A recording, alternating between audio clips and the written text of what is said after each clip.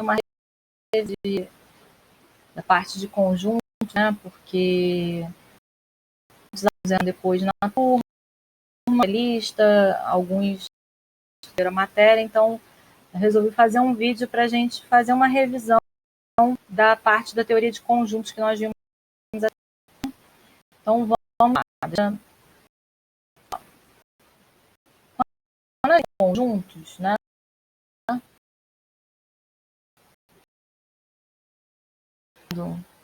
De uma união, né? Coisas que têm alguma característica. Então, normalmente, quando eu conjunto, eu vou representar assim, né? Esse retângulo é chamado universo, tá? Meu conjunto universo. Dentro desse conjunto, tem um conjunto que tem uma por exemplo, seu conjunto das vogais é O. Então, o meu conjunto V é o conjunto das vogais e o meu conjunto universo é o conjunto das letras do alfabeto, por exemplo. Então, o que não da vogal está aqui fora, por exemplo, B, C, D, aí vai, tá? E esse tipo de conjunto a gente chama de diagrama de Venn. É o nome dela representação, tá? Quando eu tenho um conjunto, eu posso falar propriedades do conjunto. Então, por exemplo, vamos supor que o conjunto A é formado pelos elementos 2, 3, 4, 5 e 6. Esse conjunto é um conjunto que tem apenas números, é um conjunto finito, porque tem começo e fim, e eu posso dizer que 2, 3, 4, 5, 6 são os elementos desse conjunto. E o A é o nome do conjunto, tá? Sempre que eu falar de nome de conjunto, letra maiúscula. Sempre que eu falar de elemento de conjunto, letra minúscula, tá bom? Então, por exemplo, o 2 é um elemento que pertence ao conjunto A. 4 é outro elemento que pertence ao conjunto A. Mas o 7 é um elemento que não pertence ao conjunto A. Então, eu falo de elemento para conjunto, eu quero adicionar um elemento para um conjunto, eu uso pertence ou não pertence, tá bom? Nessa relação. Outra coisa que é importante,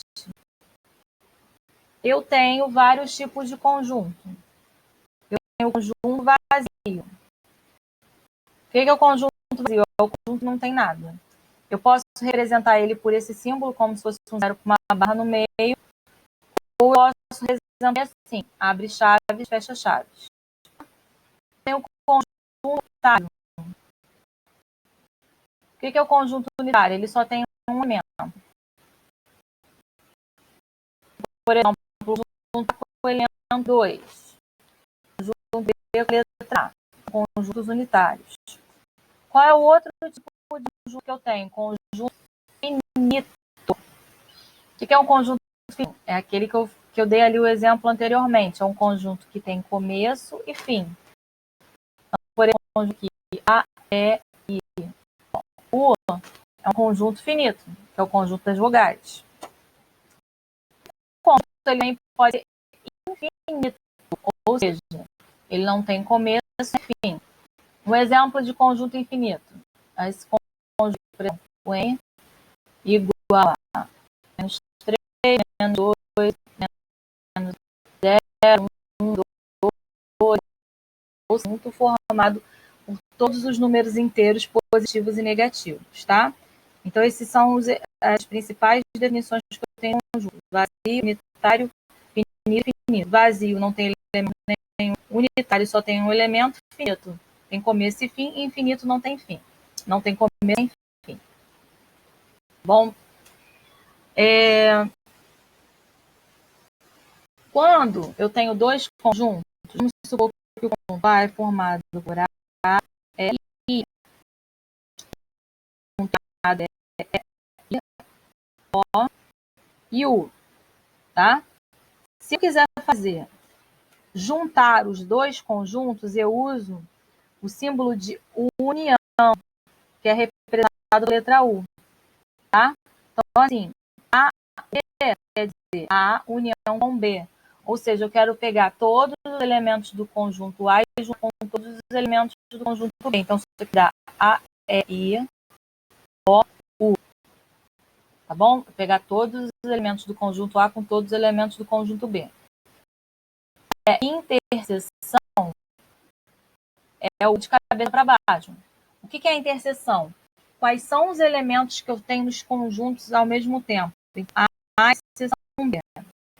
Ou seja, quais são os elementos que tem no conjunto A e B ao mesmo tempo? É o elemento E e o elemento I. Tá bom? Quando eu quiser diferença de conjuntos, eu vou usar o símbolo de menos. Então, quando eu falar A menos B, eu estou perguntando quais são os elementos que eu tenho em A que eu não tenho em B. É apenas o elemento A. É um conjunto unitário. Agora, se eu falar B menos A, desculpa, letra I, né? Ou seja, quais são os elementos que eu tenho em B que eu não tenho em A? Em B eu tenho o elemento O e U. Aqui é O e U. Tá bom? Eu posso ter A menos B, ou eu posso comentar B e A em relação a B. A gente precisa dar essa noção A menos B, essa aqui do C com A em cima e embaixo. A gente lê complementar em relação a B. Por que eu estou falando isso? Porque no livro de vocês pode ter assim. B menos A. Eu posso falar que é complementar de B em relação a A. É a mesma coisa, só são notações diferentes. Tá bom? Aí, vamos lá, vamos continuar a revisão. Nós vimos conjuntos numéricos, foi? Então, os conjuntos numéricos. O primeiro conjunto numérico que nós temos é o conjunto dos números naturais. O conjunto de números naturais é aquele que a gente usa para contar. A gente representa também aquele assim com uma barrinha. Não sei se vocês lembram. Né? Então, assim, o conjunto dos números naturais ele é formado por todos os que a gente usa para contar. Então, é o 0, 1, o 2, o 3, o 4, o 5, 6, todos os números positivos inteiros, tá bom? Depois, o segundo conjunto que nós aprendemos foi o conjunto dos números inteiros, que é representado pelo I, pelo Z, tá bom? E aí ele é formado por todos os números inteiros, positivos e negativos. Eu vou falar o que existe número negativo para representar, por exemplo, medidas abaixo do nível do mar, para representar dívidas, tá bom? Então, o conjunto dos números inteiros é representado por todos os números inteiros que são positivos ou negativos. Depois, o terceiro conjunto que nós aprendemos foi os conjuntos racionais, que a gente representa pela período da quociente, porque quociente me lembra divisão, divisão me lembra razão, ou seja, um sobre outro, numerador sobre denominador. Então, o conjunto racionais é formado por todos os números que eu posso escrever, né? Sobre que eu posso escrever no formato de fração. E aí, o que acontece? Por exemplo,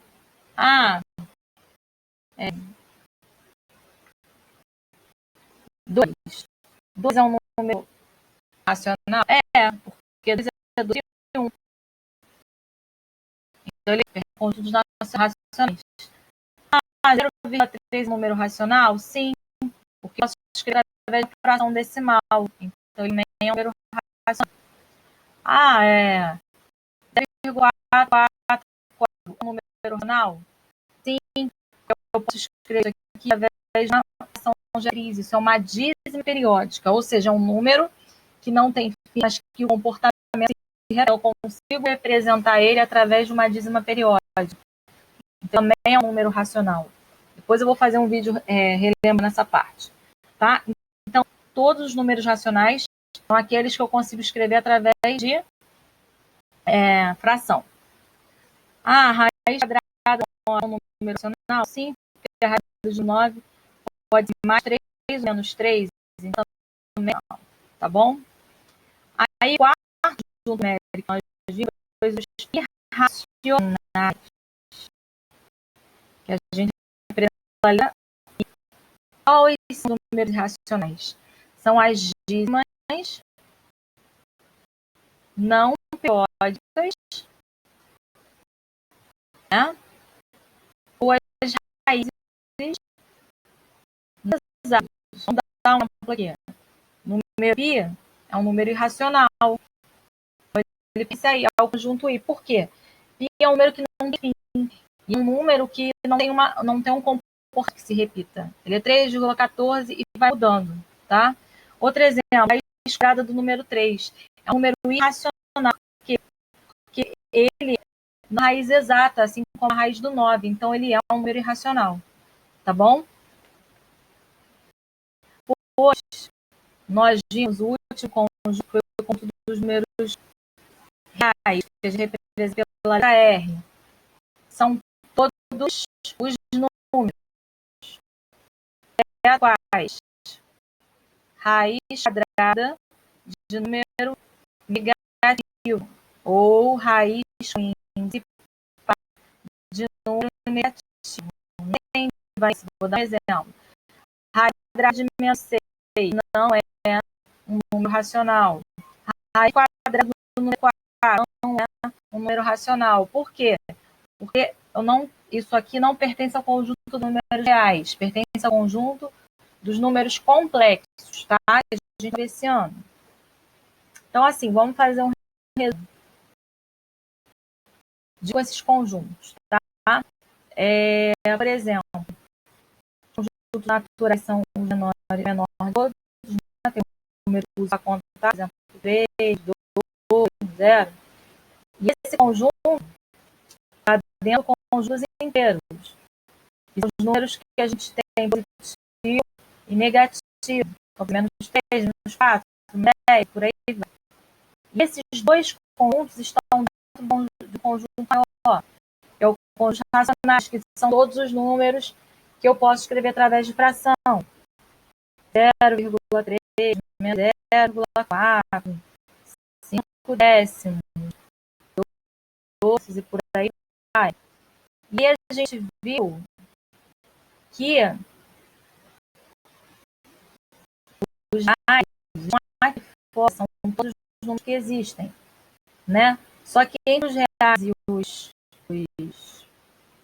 racionais, nós temos os irracionais. Por exemplo, π está aqui, menos π, raiz de 3, menos π, menos raiz de 7, por aí vai. E fora disso tudo, estão os complexos. No terceiro ano, e aí são aquelas coisas que eu falei, menos 4, raiz de menos 2.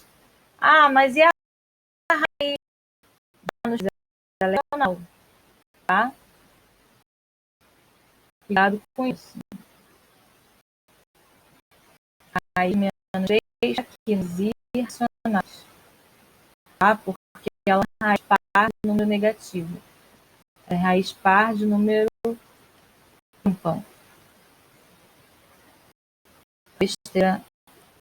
Raiz de menos 3 não está aqui, não. Desculpa. Nos irracionais estão raiz de 3, por exemplo. Ou menos a raiz de 3. Menos da raiz de 3 vai estar aqui. Isso que eu queria falar. Sobre conjuntos. Com essa ilustração, eu posso falar sobre um conjunto estar dentro do outro. Não sei se vocês lembram, na aula eu falava, por exemplo, igual aquela boneca russa, uma dentro da outra. Então, assim, ó, o conjunto de números naturais está dentro, ou seja, está contido os conjuntos inteiros. Os conjuntos inteiros estão contidos com racionais, ou seja, está dentro, pode reparar. Os conjuntos racionais estão dentro dos reais. Real dentro de si o conjunto dos naturais, ou seja, o real contém os naturais. O conjunto dos inteiros contém o conjunto dos naturais. Lembram disso? O conjunto dos racionais está contido nos reais. E o conjunto real com o conjunto racionais, que tem dentro de si o conjunto dos irracionais, tá? Eu estou fazendo esse vídeo só para dar uma relembrada antes de eu resolver aquelas questões que eu passei para vocês, tá bom?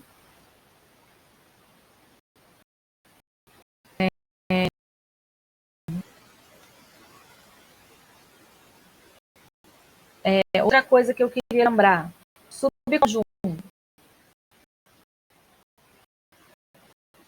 O subconjunto é uma parte ou todo o conjunto. Por exemplo, se eu te pergunto assim, 1, 2, 3.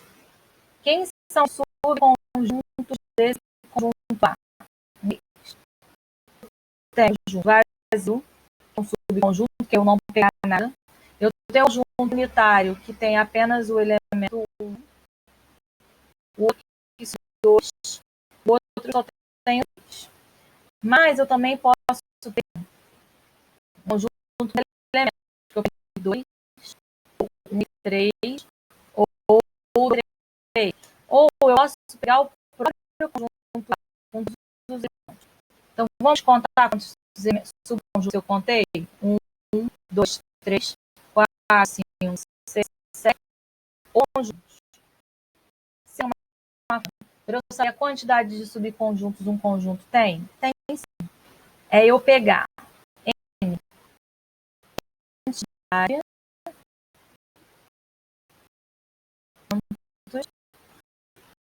de um conjunto.